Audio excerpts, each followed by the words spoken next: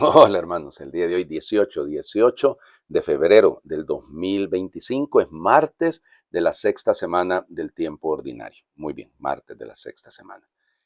Muy bien, seguimos orando por el Santo Padre, seguimos pidiendo por su salud. Ya saben que pues lamentablemente se le ha descubierto un cuadro un poco más complejo porque tiene una infección polimicrobiana, dicen, es decir, hay muchos factores que están ahí afectándole las vías respiratorias y pues debe quedarse ahí en el hospital. Y yo sé que a algunos estas cosas les molestan cuando yo se las digo con toda claridad, pero discúlpenme, hay que orar por la salud de cualquier hermano y más del Santo Padre que ha sido elegido legítimamente, y por mucho que salgan por ahí algunos que hasta excomulgados están, por algo ha de ser. Y que pues, si uno hace el balance histórico de su personalidad, se da cuenta de que son personas que más bien necesitan algún tipo de ayuda. Pero bueno, y oramos también por ellos, sin duda que sí, pero hay que seguir orando por el Papa. Saben que este fin de semana tocaba el jubileo de los artistas en Roma y el Papa no pudo estar.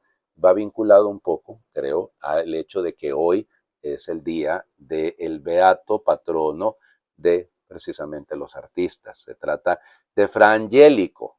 Conocen las obras de él, ¿no? Famosísimas, bellísimas. Es en el mero Renacimiento, ¿no? Y es una época preciosa porque es el Cinquecento, los 1400, aunque él nace realmente, algunos dicen que nace en 1395, los dominicos dicen que alrededor del 1400, pero la mayoría de los historiadores lo hacen nacer a Guido di Pietro, que era su nombre, Guido di Pietro, nacido en Rupe Canina, que es, llamémosle así, una pequeña aldeíta ahí en la zona de Toscana, donde está Florencia, por eso queda cerca Florencia, y Fiesole, que es el convento donde él se va a trasladar. Bueno, y como les digo, pues nace ahí a finales del siglo XIV, 1395 lo dice la media. No sabemos mayor cosa sobre él, sobre sus padres. Sabemos que tenía un hermano que se llamaba Benedicto, que va a ingresar de hecho con él también al monasterio. Porque lo más antiguo que tenemos de él propiamente es de 1417, que es un documento en el que se dice que se le pagó por una cierta obra y que en este registro ya se habla de que él era ya pintor propiamente. Entonces, y luego ya habrá otros en 1418, algunos trabajos que hizo en la iglesia de San Esteban.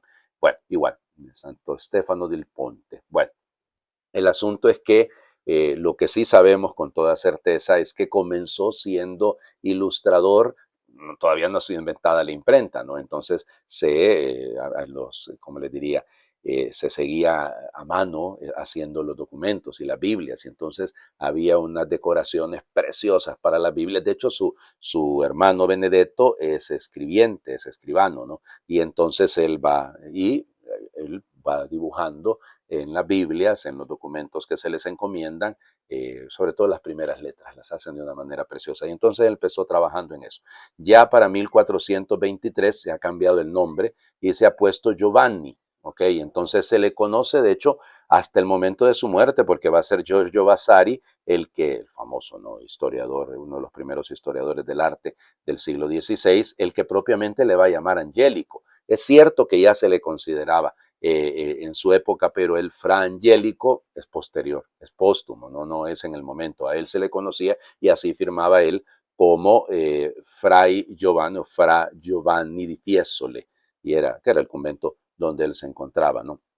En ese primer convento estuvo, o sea, fue el primer convento, e ingresa con los dominicos. De hecho, va a morir en un convento dominico, porque va a morir en Santa María sopra Minerva, en Roma, precisamente un 18 de febrero de 1455. Bueno, pero ya les digo, entonces empieza siendo, se llaman iluminadores, ¿ok? Ese es el trabajo, se les llama iluminadores a estos que pues van pintando propiamente en la Biblia, ¿no? En los documentos en general, para iluminarlos, para darle vida a los colores y el manejo de todo, si realmente son bellos, ¿no? Luego se va a tener que trasladar a Florencia, ahí estuvo también, estuvo en Cortona, bueno, hay un montón de detalles. Y en Fiesole, de hecho, hay algunos de los retablos que va a ser él el que los va a pintar, ¿no? Y les digo, en Florencia va a estar en San Marcos de Florencia, va a estar prácticamente hasta el 1445. Allí, pues Florencia es el lugar de donde surgen los más grandes, es ahí donde nace el Renacimiento propiamente, ¿no? Y los Medici, Cosmo di Medici va a ser uno de sus mecenas, va a ser uno de los que le va a apoyar. Fíjense que se cuenta que él pintaba de rodillas y pintaba rezando, o sea, por eso lo angélico, viene con una actitud muy bella. Para 1445 se traslada a Roma el Papa Eugenio IV, que también terminará siendo su mecenas, le pedirá, y ahí hará varios trabajos también con el Papa Nicolás V, de hecho, en la capilla que se conoce como la Nicolina, que es, él va a pintar los frescos que se encuentran ahí, y estuvo pintando varias cosas.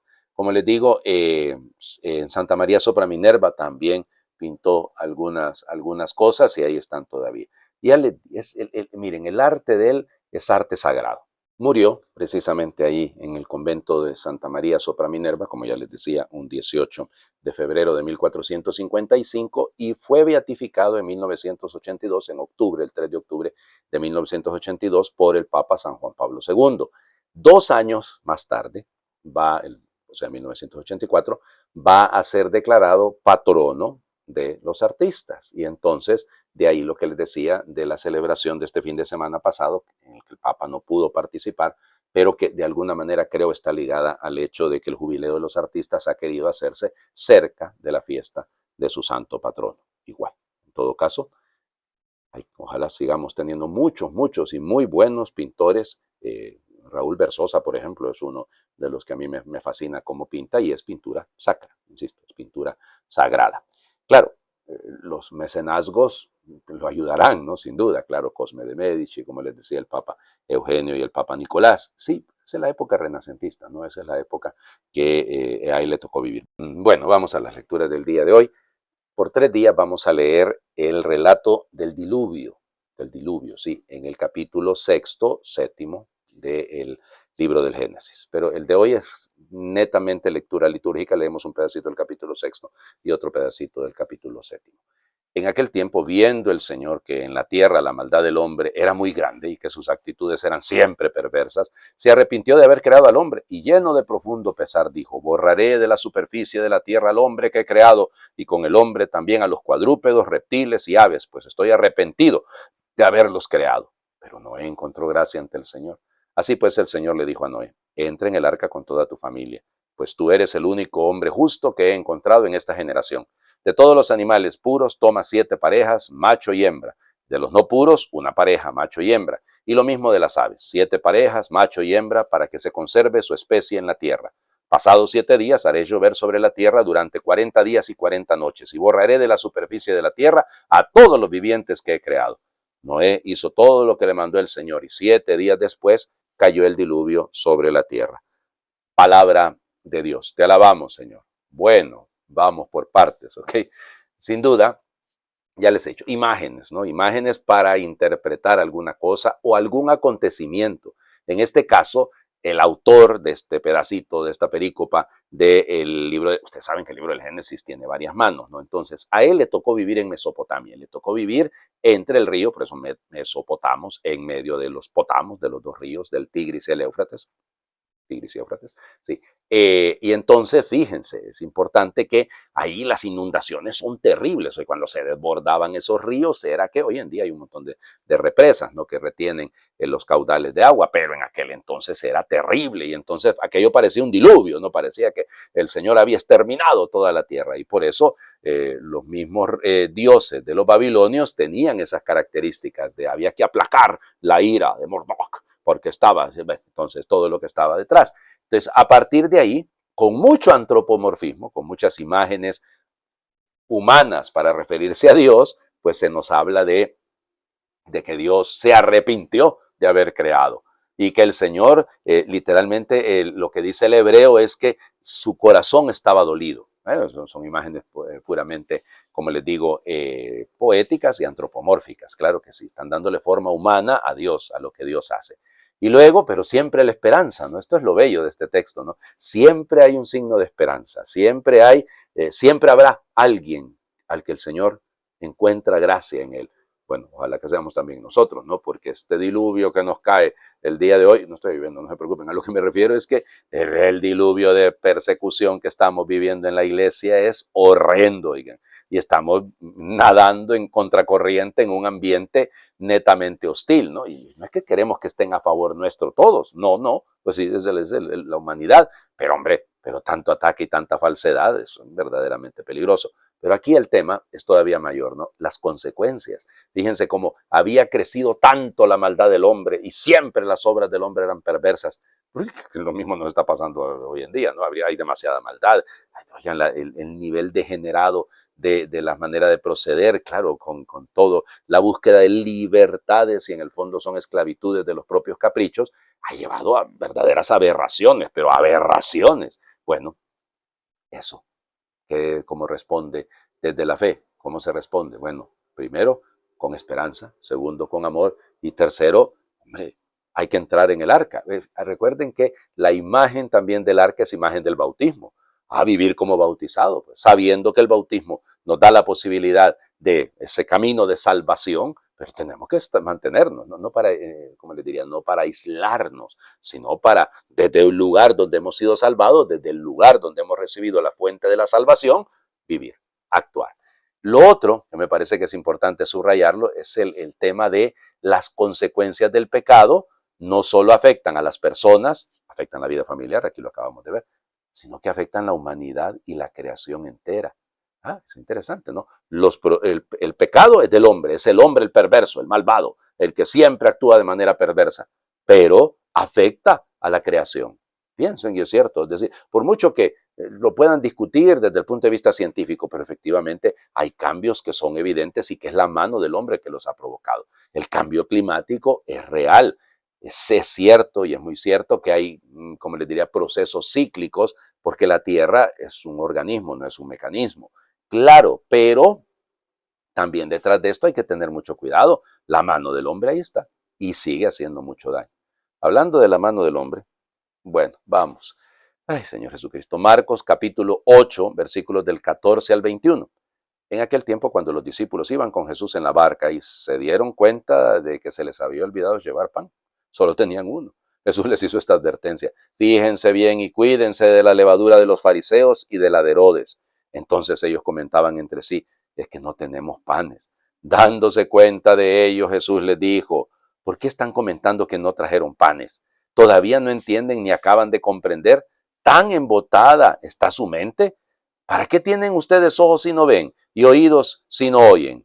¿No recuerdan cuántos canastos de sobras recogieron cuando repartí 5 panes entre 5,000 hombres? Ellos le contestaron: 12, y añadió: ¿y cuántos canastos de sobras recogieron cuando repartí 7 panes entre 4,000? Le respondieron: 7. Entonces él dijo: ¿y todavía no acaban de comprender?